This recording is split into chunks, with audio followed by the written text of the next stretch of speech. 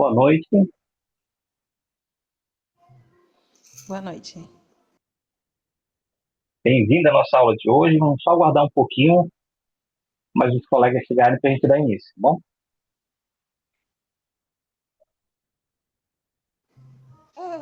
Ok.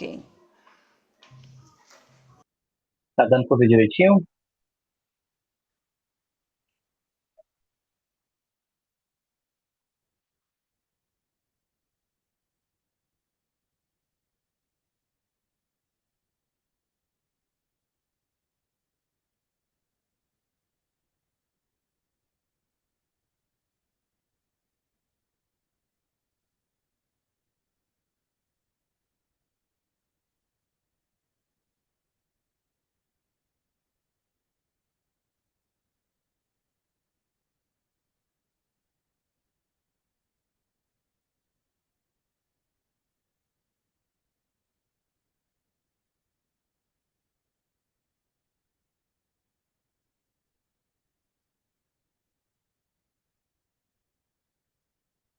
Falando, enquanto os outros chegam, me diz uma coisa. Você fala de que parte do Brasil?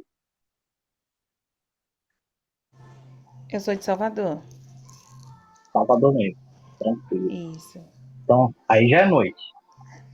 Não, Não, tá não. claro. Tá, ainda tá claro. Muito bom. Aqui nós temos um fuso horário de diferença daí. Aqui são 17 horas Ainda? ainda. O, o senhor é da onde? Aqui nós estamos na capital do Amazonas, Manaus. Olha, o senhor é de Amazonas. Conhece aqui? Eu conheço alguns pastores que já vêm em missões e falam muito sobre os ribeirinhos. Eu acompanho um Isso, pouco. Eu acompanho um pouco da isso. história do Amazonas. Eu hoje estou mais na capital, mas já passei muito pelos ribeirinhos. Hum, bom saber. Aí é como eu falo mesmo?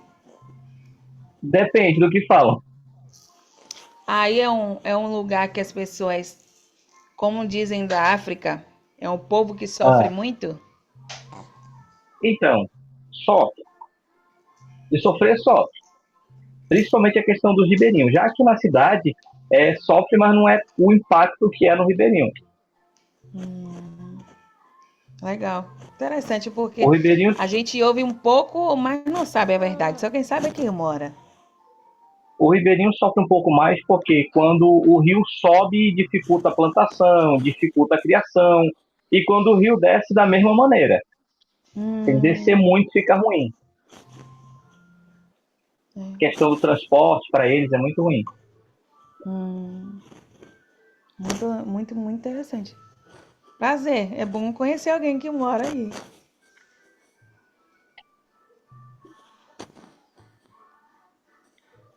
Agora, só uns minutinhos dos colegas chegam.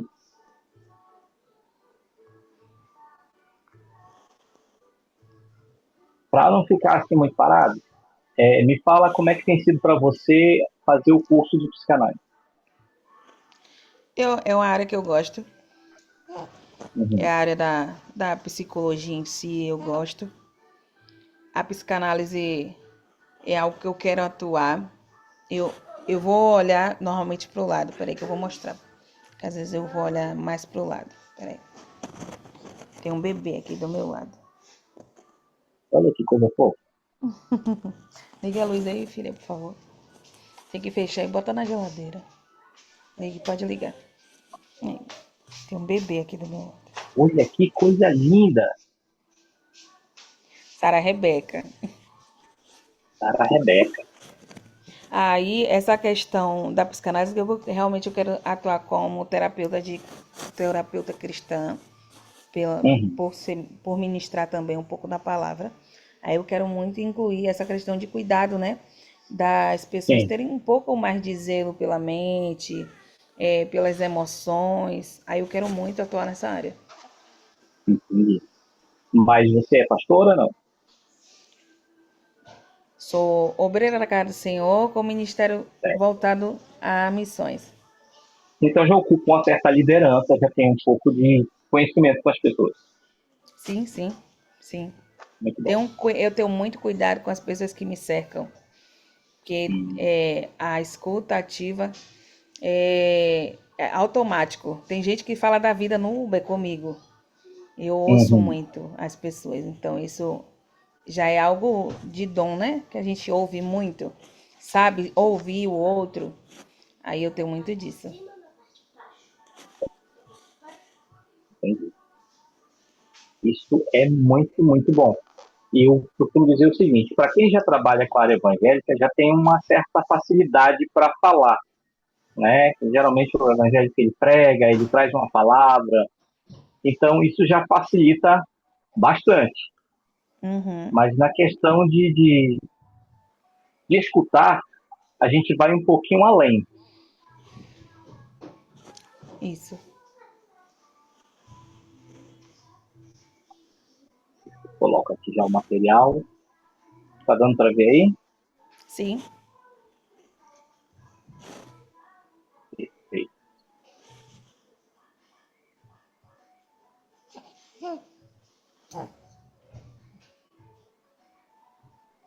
Chegar mais alguém, a gente vai comunicando. Mas fala um pouquinho para mim, qual que é a expectativa da aula de hoje? Justamente que a gente acabou de. Eu nem tinha reparado a escuta analítica. Sobre a escuta, a questão de você não absorver muito do que ouve, não absorver como uma esponja, né? Que a gente. Eu tenho o hábito de falar. Eu não posso ser esponja de quem está relatando algo para mim, algum problema clínico ou bem pessoal. E eu não posso absorver como se fosse eu. É, Me colocar nesse lugar de que foi eu que fui ferida. É não ser esponja, saber filtrar e ter essa separação, né? Que eu tô apenas escutando e tentando ajudar a pessoa a acessar algum lugar de equilíbrio. você está, na verdade, o inconsciente dessa pessoa, né? Exato. E hoje, você vê alguma dificuldade nisso? Não, agora eu acho que a gente tem que ser muito, por se policiar muito. Tem que sempre ter essa atenção de não absorver, porque quando a gente fala sobre inconsciente, por mais que a gente ache que a gente não absorveu, o nosso subconsciente ele registra que a gente em Uhum. algum momento segurou isso para si, não que fique na superfície, né? A superfície é aquilo que a gente aquilo que é muito consciente, que a gente tem a noção que está bem na superfície. O subconsciente é algo que está lá, só que a gente não tem acesso o tempo todo. E é isso que muitas das vezes vai impactando no decorrer ou do dia, ou da semana, ou do mês, ou dos anos. É essa a questão. Sei.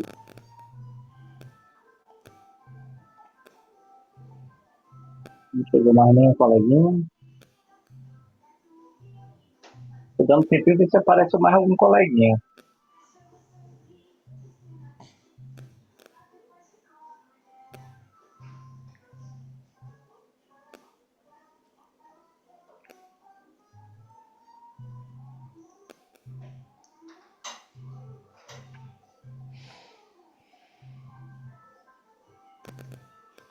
Bom, como o horário vai passando, a gente não vai ter como aguardar por muito tempo, Uhum.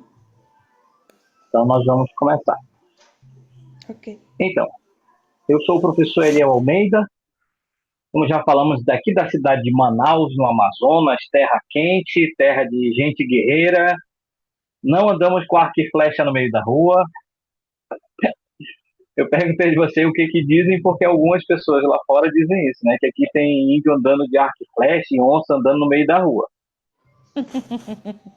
Mas vamos lá, vamos ao que interessa. Tá aparecendo aí para você? Sim, sim. Tá. Então vamos lá. O objetivo da nossa aula de hoje é compreender a entrevista psicanalítica em Freud, diferenciar a entrevista clínica comum de psicanalítica e entender a escuta analítica, a atenção flutuante, exercitar na prática como conduzir uma entrevista. Bom, uma entrevista comum, a gente vai ver que as perguntas elas são direcionadas e a resposta é, digamos assim, um objetivo geral. Quando a gente fala de entrevista psicanalítica, nós não vamos observar somente aquilo que é dito com as palavras. Por quê? Às vezes, o cliente está lá e ele quer colocar para fora uma situação, mas ele não consegue achar as palavras exatas. Ele não consegue traduzir. Ele tem essa dificuldade de mostrar aquilo que realmente está incomodando ele, que muitas vezes nem está tão visível para ele. A gente chama de um ponto cego. Às vezes ele tenta discernir, ele tenta explicar e ele não consegue com as palavras habituais. Dentro disso, esse passou aqui.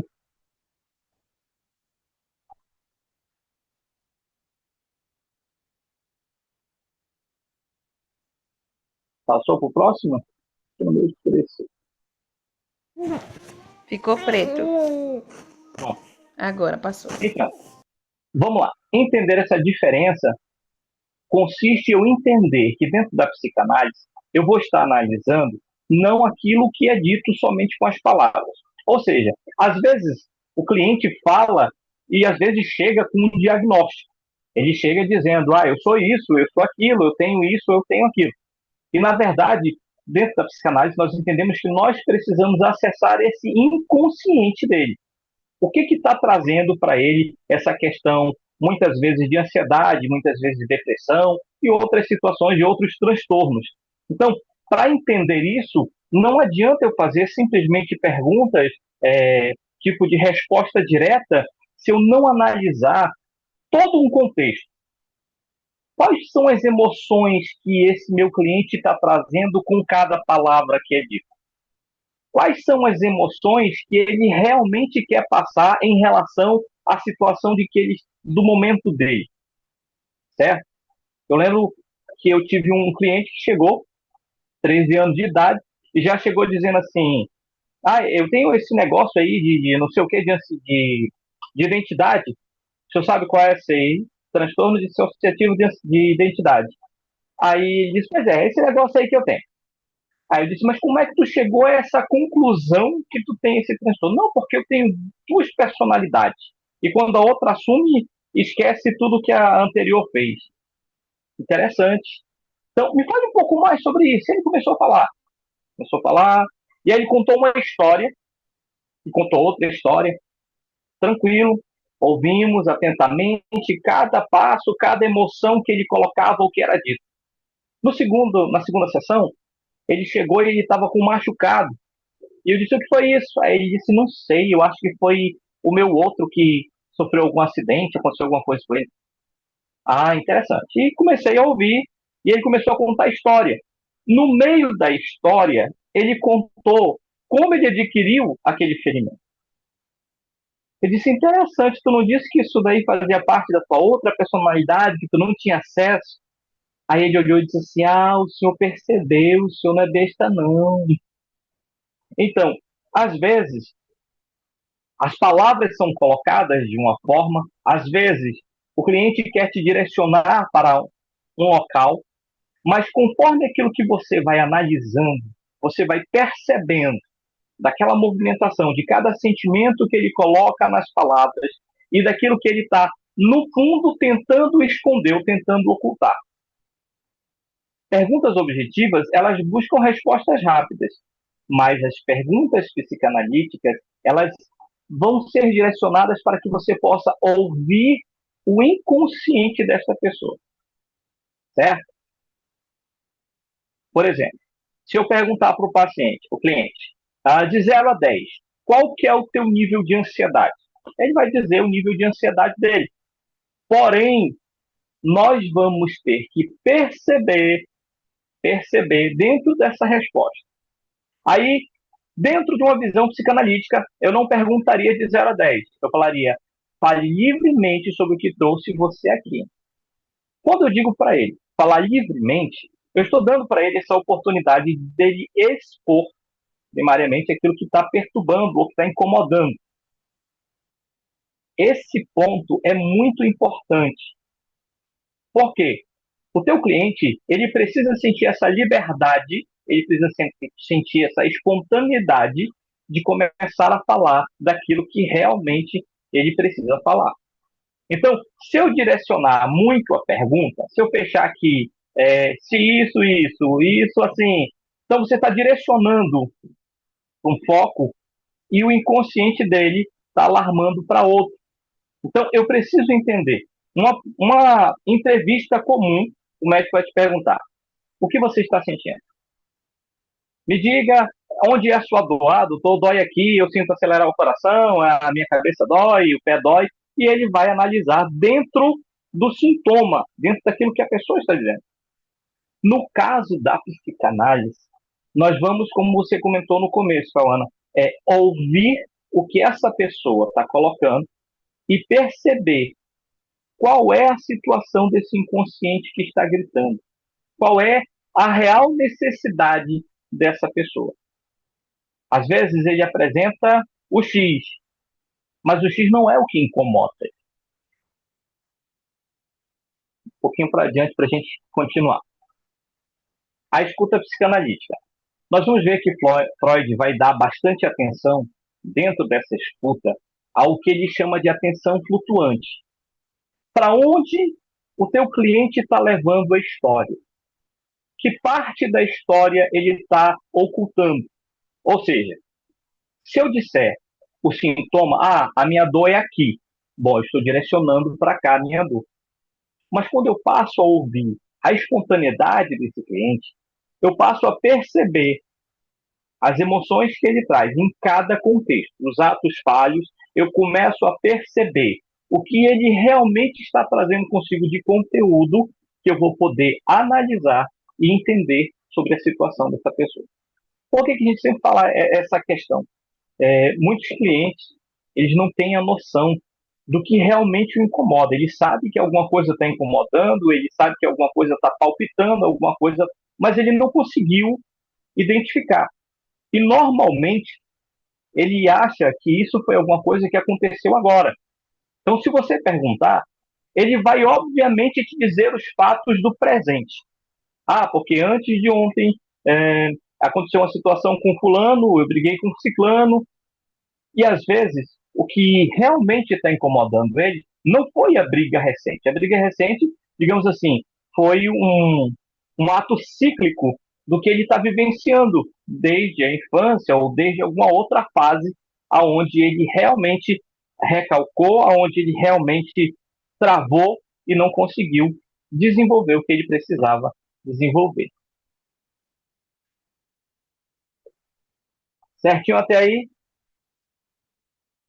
Sim, sim. A estrutura da entrevista psicanalítica. O acolhimento inicial. O acolhimento inicial, ele é fundamental. Ou seja, a forma que eu vou abordar esse cliente vai passar o que para esse cliente? Se eu passo para ele confiança, ele vai poder abrir e falar de suas emoções, abrir e falar do seu contexto.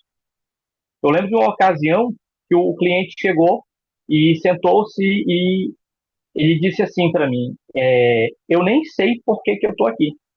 Aí eu disse: interessante, vamos descobrir juntos. Aí ele riu e eu disse assim: como foi para você chegar até aqui? Aí ele contou a história. Ele disse: eu estava indo para a escola e a minha mãe ligou e disse: olha, hoje você tem uma consulta a tal hora, não falte, eu vou mandar o Uber para ele buscar e levar lá. E ele prontamente obedeceu.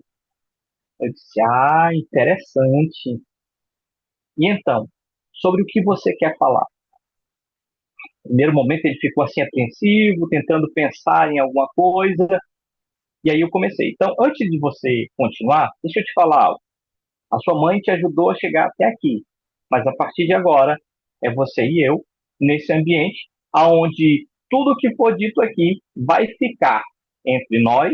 Não vou contar para sua mãe, até porque A minha profissão não é ser fofoqueira, a minha profissão é ajudar você a se ajudar, e nós vamos entender o contexto da sua história para poder te ajudar.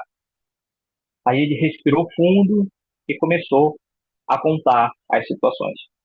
O interessante é, dentro desse caso, vamos colocar aqui o caso X, dentro desse caso X, quando ele começa a contar a situação dele, ele começa a alternar entre os familiares.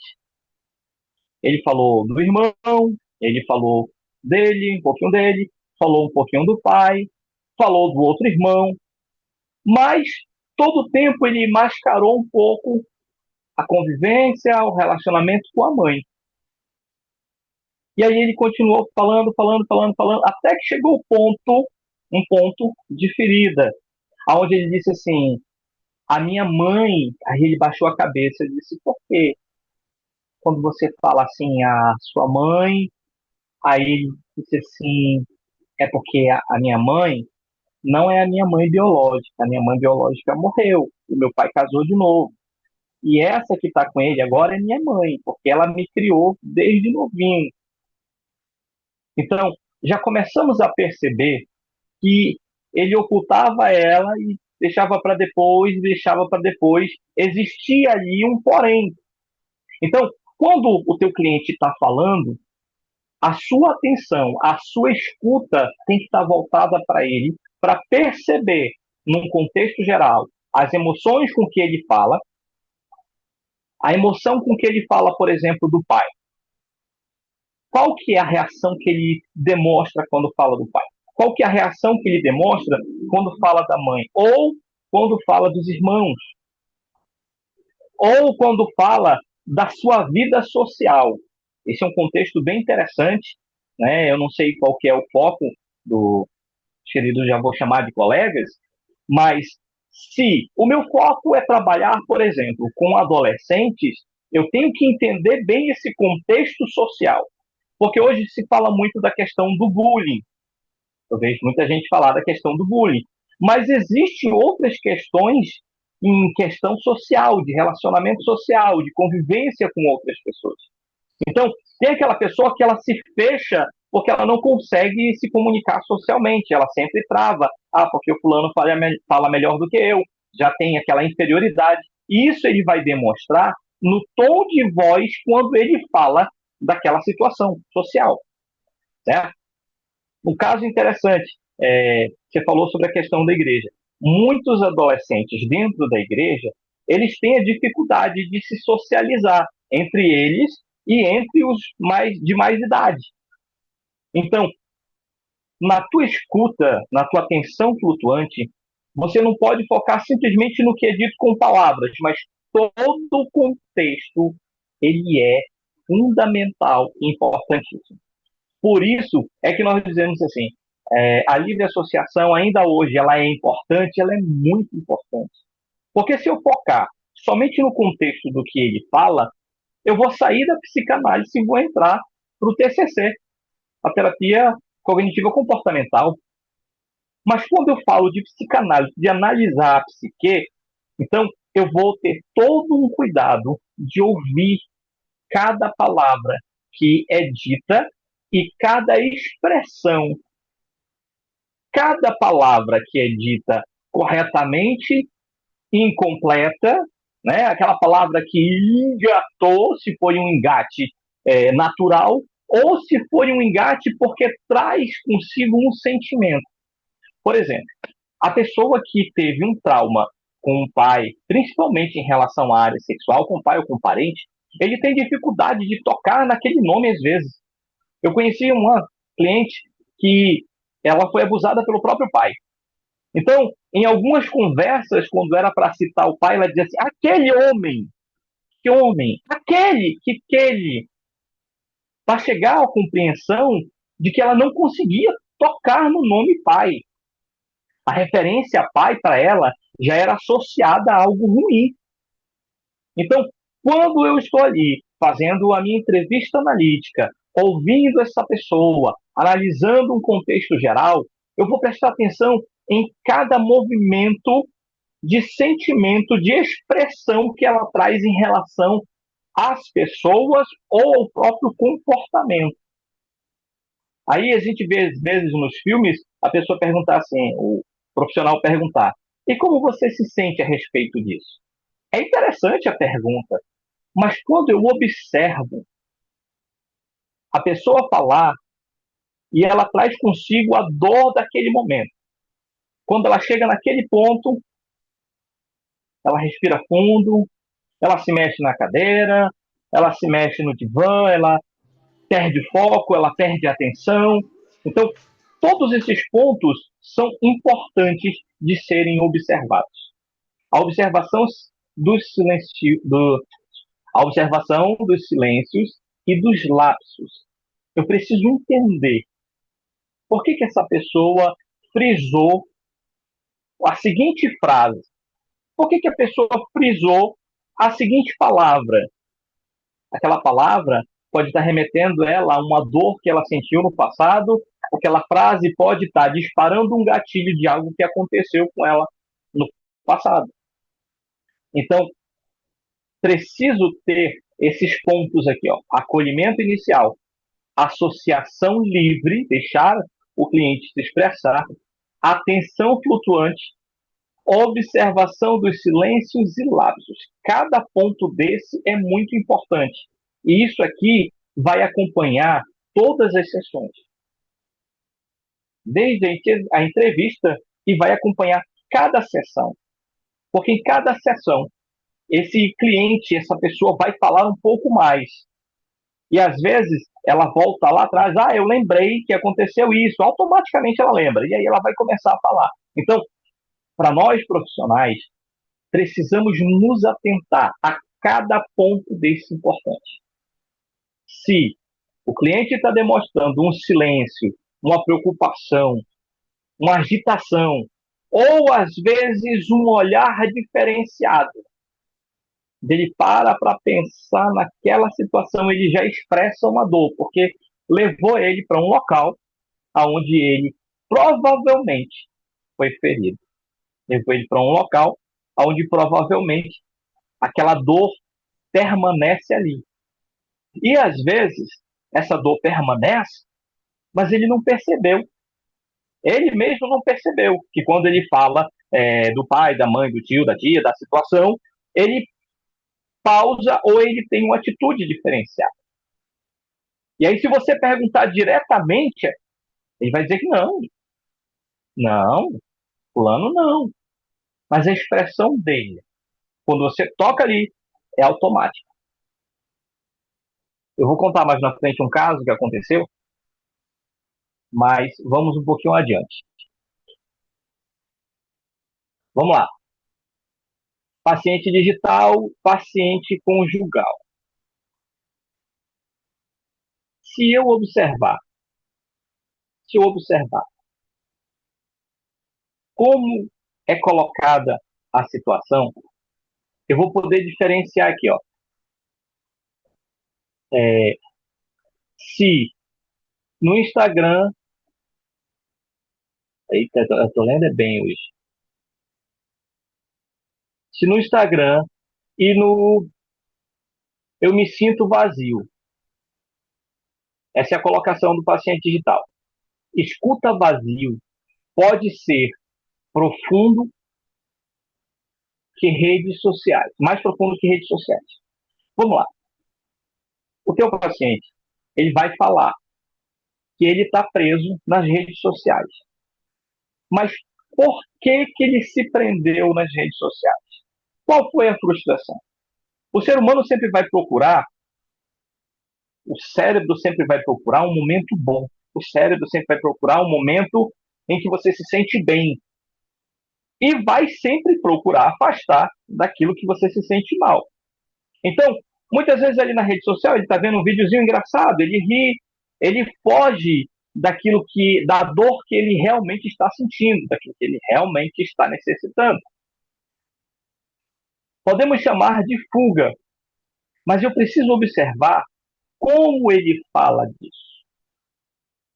Porque ele vai demonstrar para nós, que estamos observando, que essa rede social está servindo para ele de refúgio. E às vezes está sendo um refúgio para ele naquele momento, mas está trazendo para ele um prejuízo ainda maior.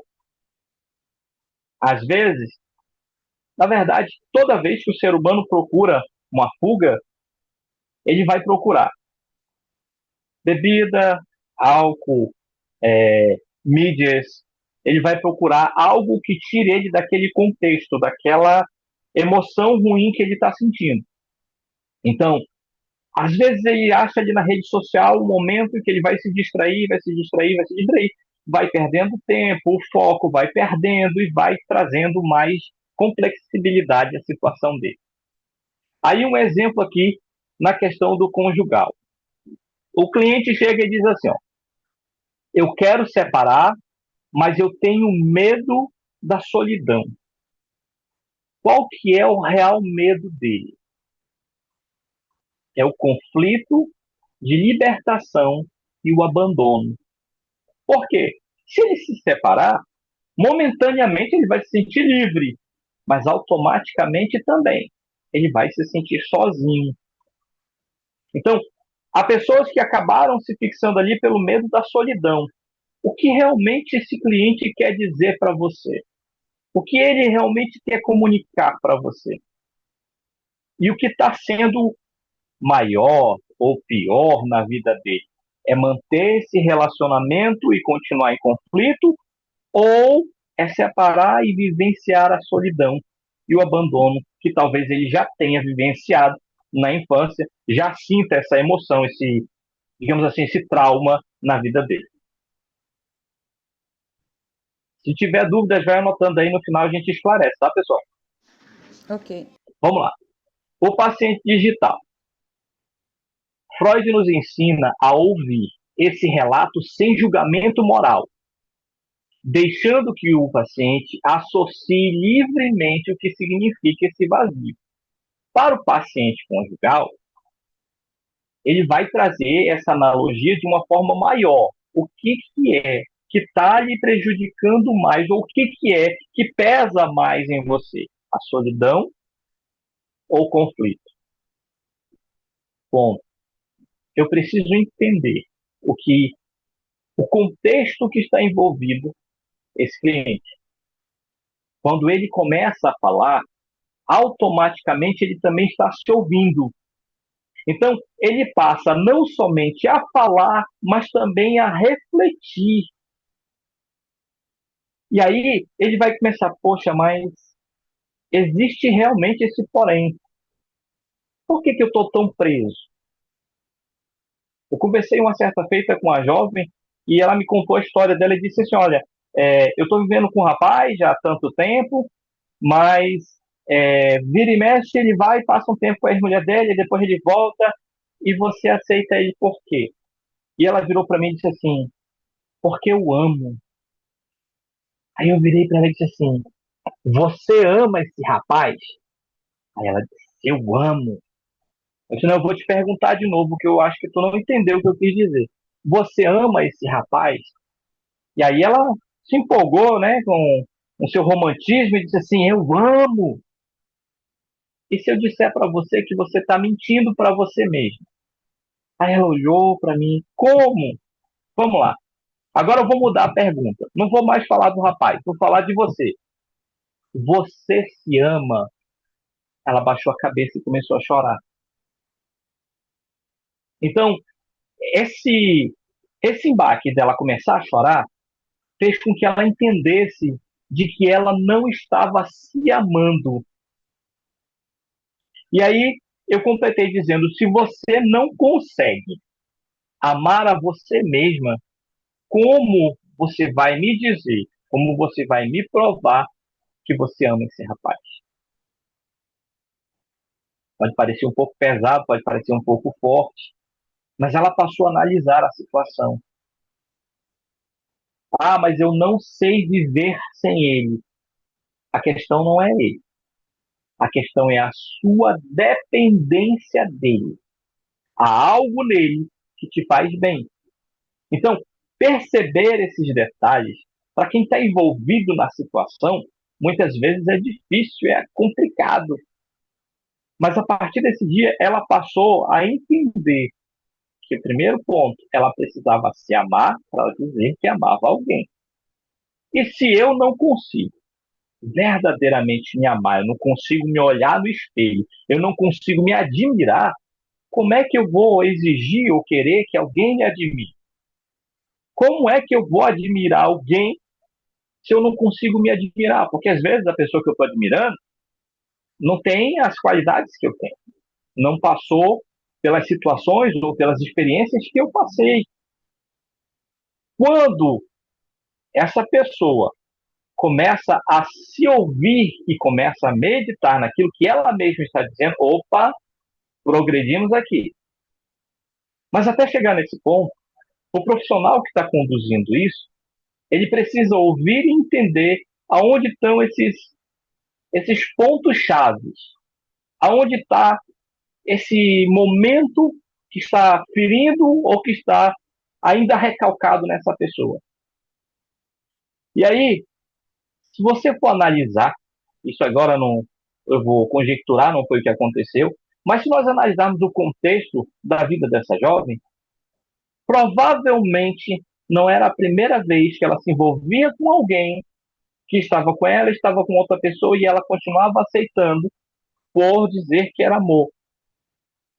No final das contas, tratava-se de uma dependência. Carência do pai, abandono da mãe, isso tudo faz muita diferença. Eu vou perceber isso aonde?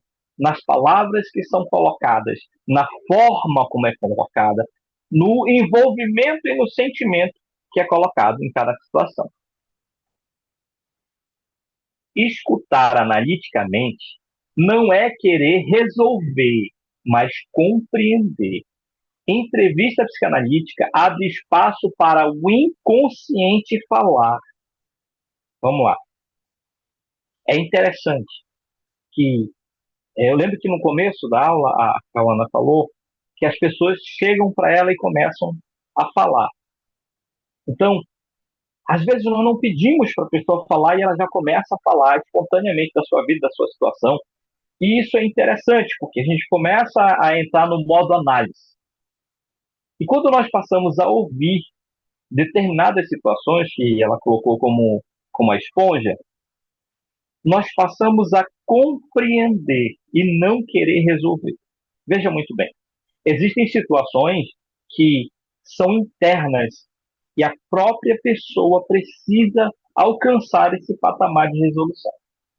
Ah, porque ela foi desprezada pelo pai, porque ela foi desprezada pela mãe, porque ela foi rejeitada por esse, ela foi rejeitada por aquele. Eu entendo. Porém, eu não vou conseguir tirar essa rejeição dela se ela não colocar para fora essa rejeição, se ela não trabalhar essa rejeição. E isso, talvez, ela não tenha percebido como rejeição. Alguns chegaram na depressão e continuam dizendo: eu não sei o porquê, eu não sei o que aconteceu.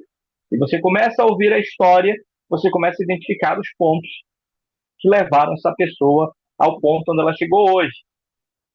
Então, eu preciso ouvir, dando liberdade para essa pessoa, para que ela possa expor o que está mais profundo, vamos dizer assim, na camada mais profunda.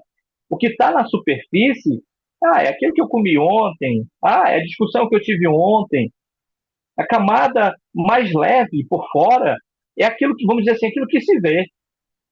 Mas quando ela começa a aprofundar a história dela, a gente começa a observar, poxa, aqui o negócio travou. Como foi que essa pessoa, isso é uma análise nossa, como foi que essa pessoa conseguiu viver até hoje sufocando tantos sentimentos ruins, sufocando tanta rejeição, sufocando a dor e conseguiu passar adiante. Na verdade, ela foi criando ali uma avalanche, né? Veio um sentimento, veio outro, veio outro, veio outro. E aí ela ficou no piloto automático, empurrando com a barriga e foi sobrevivendo. Mas um dia a conta chega, gente. E nós precisamos entender como profissionais. Eu não posso absorver, e dizer: eu vou tirar do coração dessa pessoa toda essa rejeição, eu vou arrancar essa dor que ela sente. Se ela não começar a falar, expor de uma forma que o inconsciente dela fale, que ela exponha aquilo que talvez nem ela está enxergando, a vida dela está cíclica, está se repetindo a mesma história, ela não sabe por quê. O contexto está aqui. Mas está tão uma camada tão profunda, o nosso organismo esconde tanto, recalca, e a gente não consegue acessar. Eu tive um caso, agora já estamos chegando próximo do fim, eu tive um caso onde a cliente chegou com uma determinada situação, crise de ansiedade, não conseguia cuidar do marido, não conseguia cuidar dos filhos, não conseguia mais dirigir, e tudo isso ela atribuía a uma situação recente que ela tinha passado, uma situação que estava com 15 dias, e ela disse: desde esse dia eu comecei a ficar assim. E nós começamos a ouvir, e começamos a ouvir, e em um determinado momento ela começou a falar da infância. E quando ela falou da infância, veio a pergunta: mas você chegou a ser aliciada ou ser abusada alguma vez na sua vida? Ela reclinou a cabeça e disse assim: eu não me lembro de nenhuma vez na vida que eu não tenha sido abusada. E mais profundo ela começou a falar: desde os 4 anos de idade. E mais profundo ela foi buscar pessoas dentro da minha casa. Enquanto eu olhava para ela, ela baixou a cabeça e disse assim. E toda vez que eu dizia para minha mãe, ela dizia que a culpa era minha.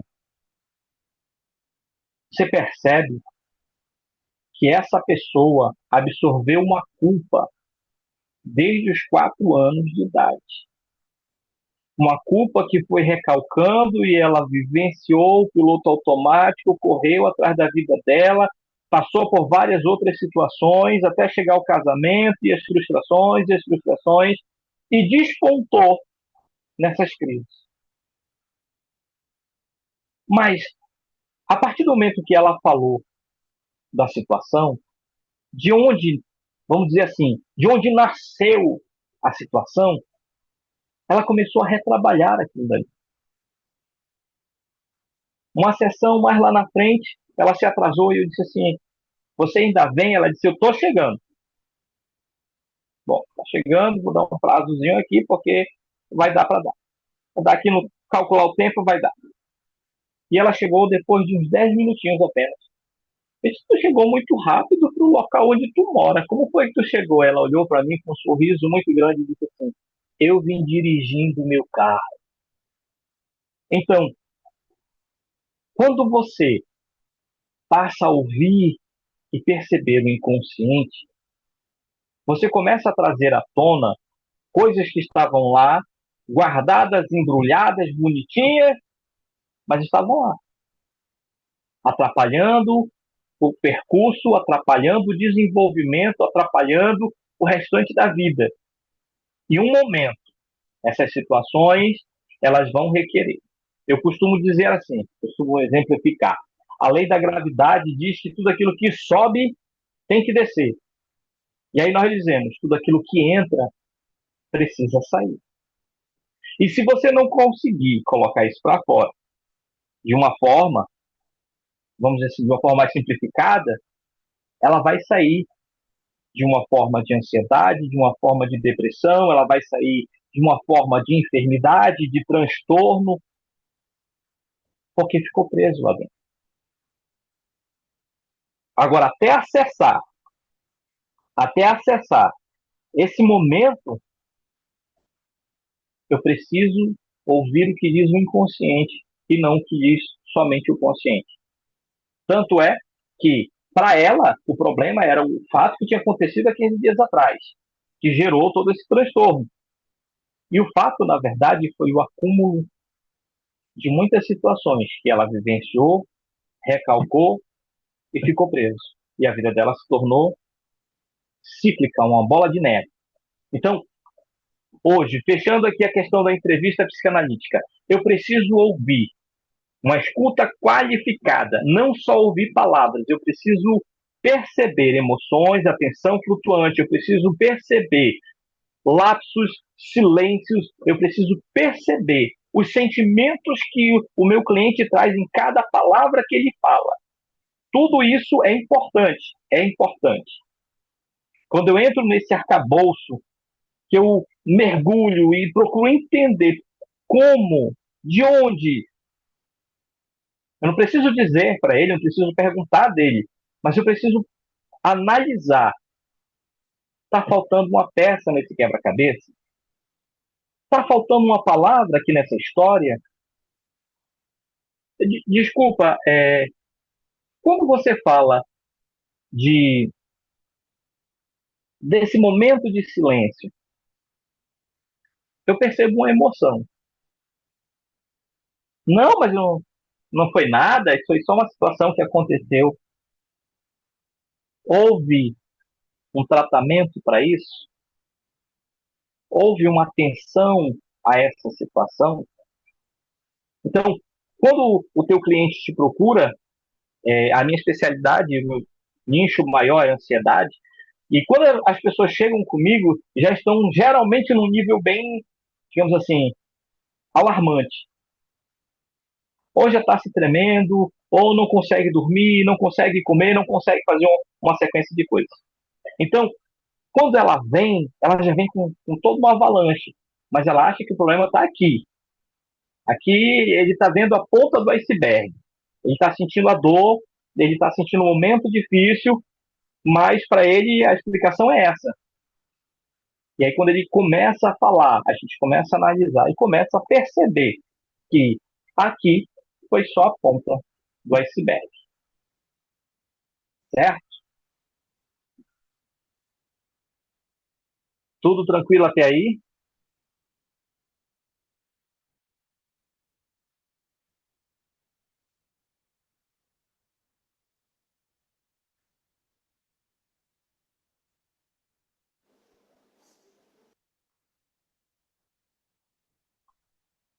Tudo tranquilo até aí?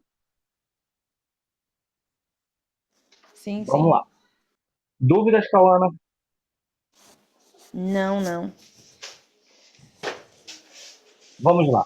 Dentro de tudo aquilo que foi falado hoje, eu acredito que, pelo que você falou anteriormente, você já tem um pouquinho dessa noção, certo?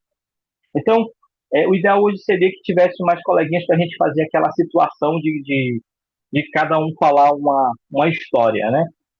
Na outra turma tinha mais pessoas, deu para a gente fazer isso e cada um colocou uma situação e o outro foi analisar. Mas, vamos lá. Dentro da entrevista psicanalítica, eu vou entender que eu preciso visualizar essa situação e observar, não só aquilo que é dito. Eu não sei se você, como líder, já passou por essa situação aonde o teu liderado está dizendo uma coisa com a boca e os olhos e a expressão estão dizendo outra totalmente diferente. Né? E acontece bastante, principalmente a questão da adolescência, né? Que a mãe sempre é a carrasca, a mãe sempre é a peça. E no fundo, né, a criatura não está conseguindo compreender a situação como um todo. Então, essa é a questão da entrevista psicanalítica. Eu preciso entender o inconsciente e não só aquilo que dá para ver. Certo? Alguma colocação a fazer? Na psicologia é dita como a teoria Gestalt, é ver o Uhum. todo. Isso. Na, na fala dos adolescentes, eu digo que eles sempre dizem que tá tudo bem, mas eles escondem muitas emoções. Né? Uma galera que gosta muito de esconder, principalmente dos pais, o que pensa, o que sente, tem dificuldade de se posicionar. Aí uma área que eu não trabalho com adolescente, mas eu tenho um adolescente. É uma área que eu não Uhum. gosto. Trabalhar com adolescente, eu trabalho mais com casais. Porque adolescente não fala com adulto como se ele falasse com um coleguinha. Ele sempre está escondendo alguma coisa. É. Aí é um ponto interessante. O porquê que ele esconde. Porque lá atrás, quando ele quis expor, alguém disse para ele aquela palavra bonita com 3 letras. Não! Já ouviu aquela história do garotinho que dizia que o nome dele era Não? Como é teu nome, garoto? Não. Não, mas esse não é teu nome. É, meu nome é Não. Por quê? Porque meu pai e minha mãe sempre me dizem não, não, não e não. Então, às vezes, esse bloqueio que o adolescente sente em relação ao adulto é justamente isso. Se eu falar, eu vou ser julgado. Se eu falar, eu vou ser condenado. Então, ele começa a entrar na caixinha dele e começa a ficar ali aprisionado, vamos dizer assim.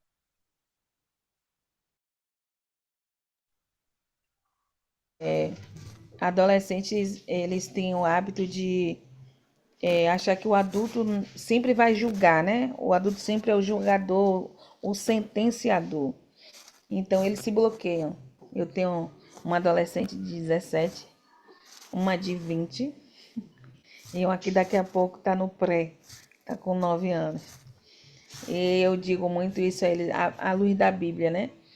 Não escondam nada, sempre se expresse. Porque eu tenho um posicionamento, eu sou muito firme.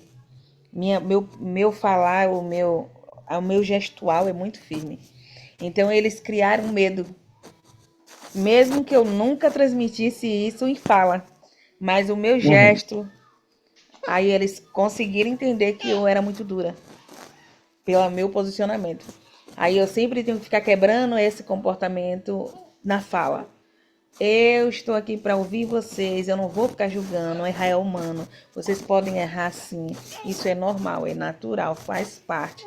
Mas consigam compartilhar comigo o medo que vocês têm, o que frustra vocês, porque eu vou conseguir auxiliar sem julgamento, porque eu não estou como sentenciadora de vocês. Eu estou como a mãe que cuida, que zela, que reclama sim, mas que precisa cuidar. Então, adolescente tem muito isso. Inconscientemente eles se bloqueiam. mas diz uma coisa aqui também, falando. Como que foi o teu contexto com teus pais?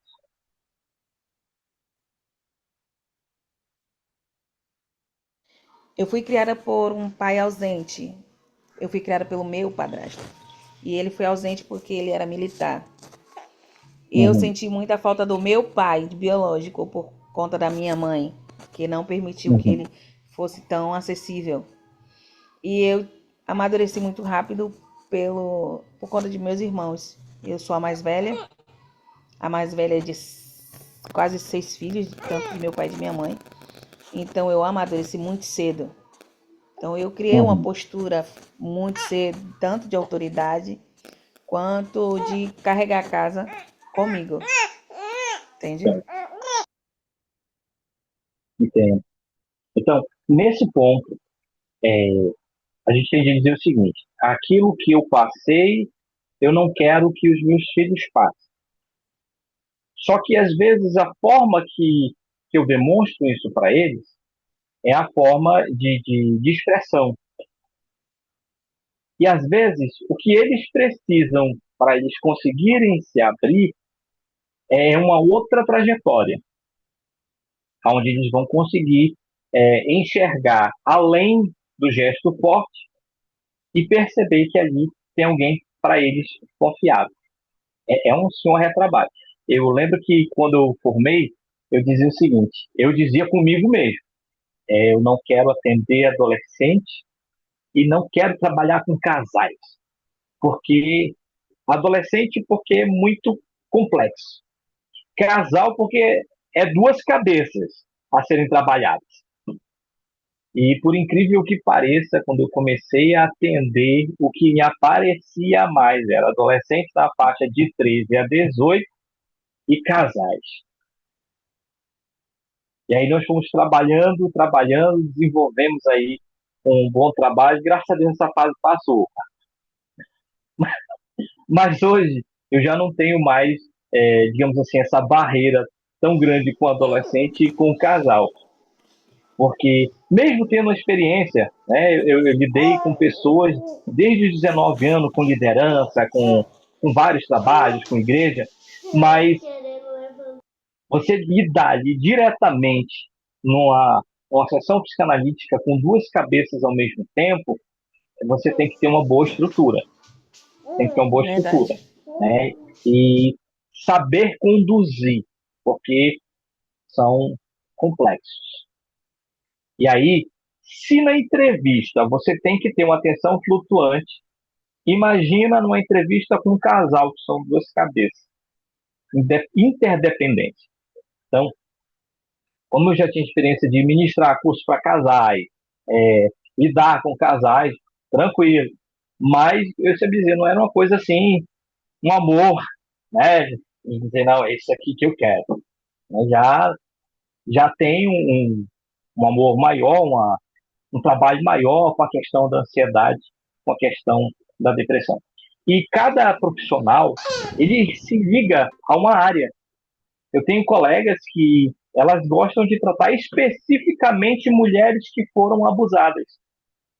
Por quê? Porque elas vieram disso, então elas têm bagagem para falar e compartilhar não só, digamos assim, de teoria, mas de prática daquilo que elas também vivenciaram.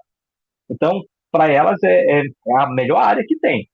Então, cada um vai visando o seu nicho, a sua área específica, aonde ele quer trabalhar. Eu lembro que você falou no começo que você quer trabalhar com casais, né? Porque eu faço muito culto de casais. E Uhum. tenho muito casais que sempre estou diretamente ligadas no contexto familiar, no aconselhamento. Aí termino tendo um pouco mais de facilidade com aconselhamento de casais. Adolescentes, para mim, eu também aconselho, mas eu acho muito complicadinho, bem complicado. Uhum. Mas é uma área que eu acho que não tenho muito empecilho de ajudar, de acolher, na verdade. Sim, sim, sim. Então tá tudo certo. Temos mais alguma dúvida, Cauana? Não, não. Eu acho que hoje a aula foi dedicada a Cauana e a Sara, né? Sara tá aqui atuando também. Tô vendo, tá aprendendo bastante ela aí. Então tá, Cauana, nós encerramos por aqui a nossa aula de hoje, tendo visto todo o conteúdo, tendo visto que não há nenhuma dúvida, e eu espero lá na frente reencontrar em outras aulas e possamos continuar nessa formação e dar frutos,